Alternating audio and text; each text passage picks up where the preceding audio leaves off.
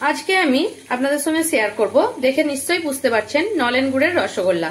আর এই গুড়ের রসগোল্লা কিন্তু সব বাঙালিরাই শীতকালে প্রায় খেয়ে থাকেন, কিন্তু আমি একটু শীতের একদম লাস্টে গরম পড়া শুরু হয়ে গেছে তখনই আমি বানিয়ে দেখাচ্ছি। আর এই আমার প্রসেসে যদি আপনারা বানান তাহলে রসগোল্লা কিন্তু খুব সুন্দর হবে। চলুন তাহলে দেরি না করে দেখতে থাকি আমার রসগোল্লাটা কিভাবে বানানো হয়।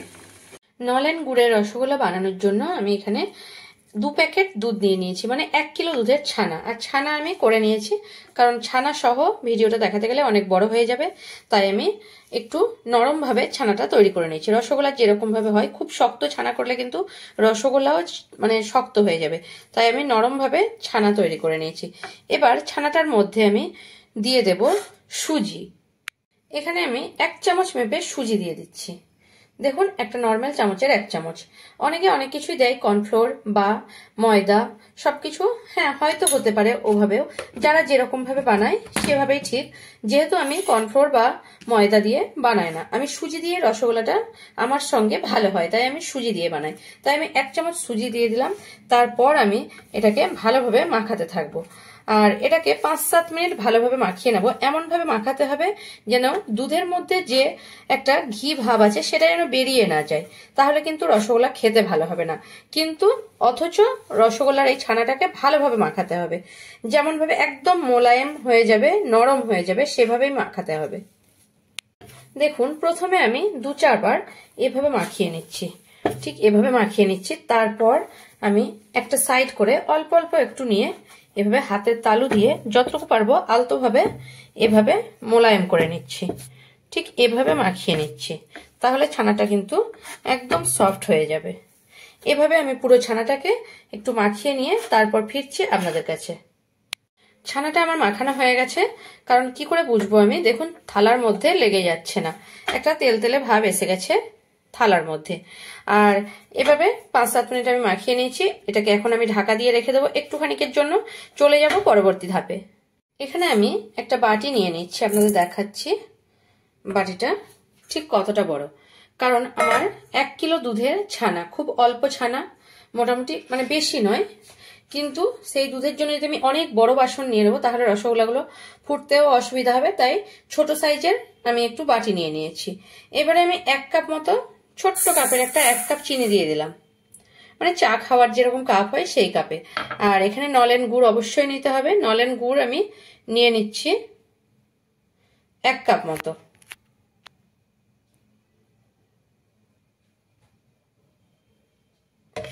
এখানে চিনির সঙ্গে নলেন গুড়টা আমি দিয়ে দিচ্ছি। এখানে গুড় আর চিনি মিলে 2 কাপ হলো, তাই আমি এখানে প্রথমে 3 কাপ জল দিয়ে দিচ্ছি। এই কাপে মেপে 3 কাপ জল আমি নিয়ে নিচ্ছি। এখানে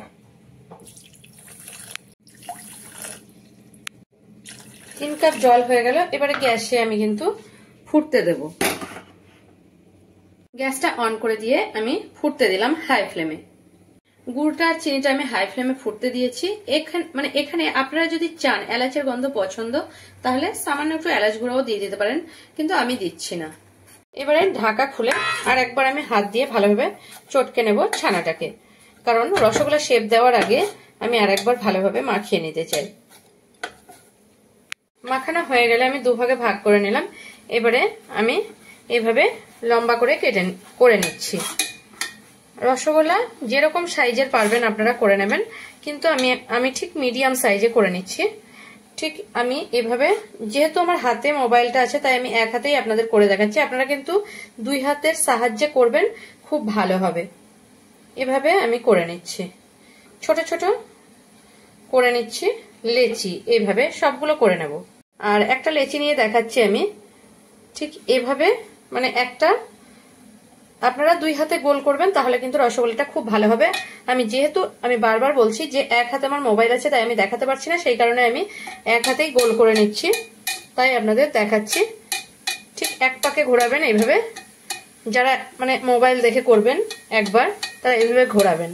এভাবে ঘোরালেই যাদের হাতে 1 হাতে থাকবে তারা মোবাইল দেখে করবেন, তারা 1 হাতে করে নিতে পারেন রসগোল্লাগুলো। দেখুন কতটা সুন্দর হয়েছে, 1 হাতে করেছি আমি। এভাবেই আমি কিন্তু প্রত্যেকটা করে নেব, কিন্তু এখন আপনাদের দেখানোর জন্য আমি এইভাবে করে নিচ্ছি, নইলে আমি কিন্তু 2 হাতেই করব। আমার 2টো রসগোল্লা তৈরি হয়ে গেল। এভাবে আমি প্রত্যেকটা করে নিচ্ছি। এখানে রসগোল্লাগুলো আমি গোল গোল করে নিয়েছি। দেখুন 1 কিলো দুধের ছানাতে কতগুলো রসগোল্লা হয়েছে। এখানে আমার কিন্তু রসটা ফুটতে শুরু হয়ে গেছে।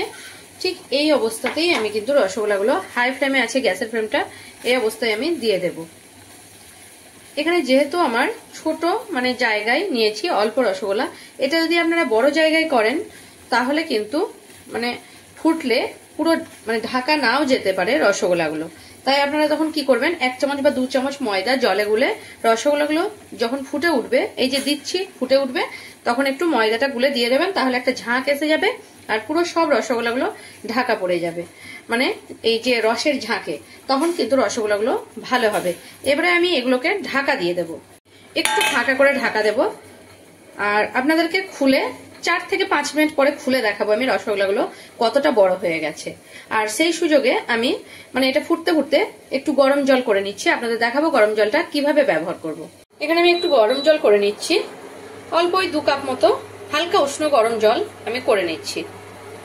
4 মিনিট হয়েছে, এখন আমি দেখাচ্ছি আপনাদের খুলে যে কতটা রসগোল্লাগুলো বড় হয়ে গেছে। দেখুন এইভাবে কিন্তু একটাও রসগোল্লা আমার কিন্তু এখনো ভাঙেনি, মানে কতটা সুন্দর হয়েছে। এবারে ঢাকা দিয়ে আরো 10 থেকে 12 মিনিট আমি এই রসগোল্লাগুলোকে এভাবেই ফোটাতে থাকবো। কিন্তু 10-12 মিনিটের মধ্যে আমি কি কি করতে থাকছি সেগুলো আপনারা ভিডিওতে দেখতে পাবেন।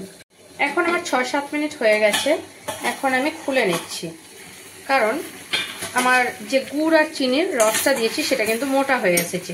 সেই কারণে আমি এই যে গরম জল এটা আমি ঢালতে থাকবো, নইলে কিন্তু রসটা মোটা হয়ে গেলে রসগোল্লা ভালো হবে না। কিন্তু খুব সামান্য কিভাবে ঢালবো দেখুন, খুব অল্প অল্প করে ঢালছি, যাতে করে রসগোল্লাগুলো কিন্তু আমার মানে পুরো একদম একসঙ্গে ঢাললে কি হবে, পুরো ঝাঁক কমে যাবে, ফুটবে না, আর তখন রসগোল্লাগুলো ভালো হবে না। তাই আমি খুব সামান্য সামান্য করে এভাবেই 1 হাতা 2 হাতা এখন ঢেলে দিচ্ছি, ধীরে ধীরে ঢালতে থাকছি। দেখুন আপনারা দেখলে নিশ্চয়ই বুঝতে পারবেন, এভাবে নিয়ে এভাবে ঢেলে দিচ্ছি।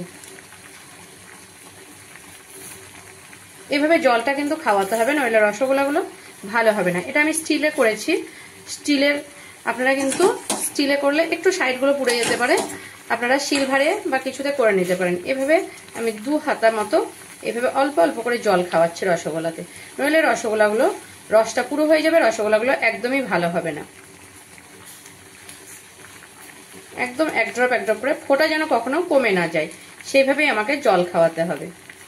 আবার আমি দেখাচ্ছি আরো 2-3 মিনিট পরে। দেখুন এভাবে যদি আপনারা ঠান্ডা জল নেন তাহলে অল্প একটু জল নিয়ে এভাবে হাতার মধ্যে এভাবে রেখে থাকবেন রসগোল্লার মধ্যে, আর এভাবে গরম হওয়ার পর ধীরে ধীরে ধীরে ধীরে এভাবে ঢালতে থাকবেন যদি ঠান্ডা জল নেন।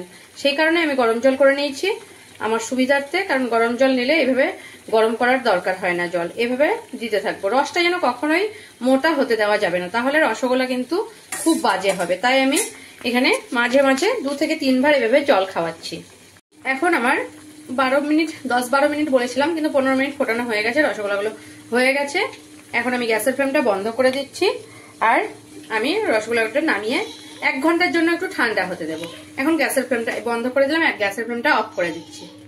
দেখুন এখন গ্যাস থেকে নামিয়ে নিয়েছি, কিন্তু রসগোল্লাগুলো পুরো গরম আছে, তাই আমি এখন কেটে দেখাতে পারছি না, তবুও দেখাচ্ছি কতটা সুন্দর রসগোল্লাগুলো হয়েছে। আমার ভিডিও যদি আপনাদের ভালো লেগে থাকে তাহলে আমার চ্যানেলকে সাবস্ক্রাইব করার অনুরোধ রইল, আর কমেন্ট করে জানাবেন আমার রেসিপিটা আপনাদের কেমন লাগলো। যদি ভালো লেগে থাকে তাহলে একটা লাইক করতে ভুলবেন না, আর প্রচুর প্রচুর শেয়ার করবেন।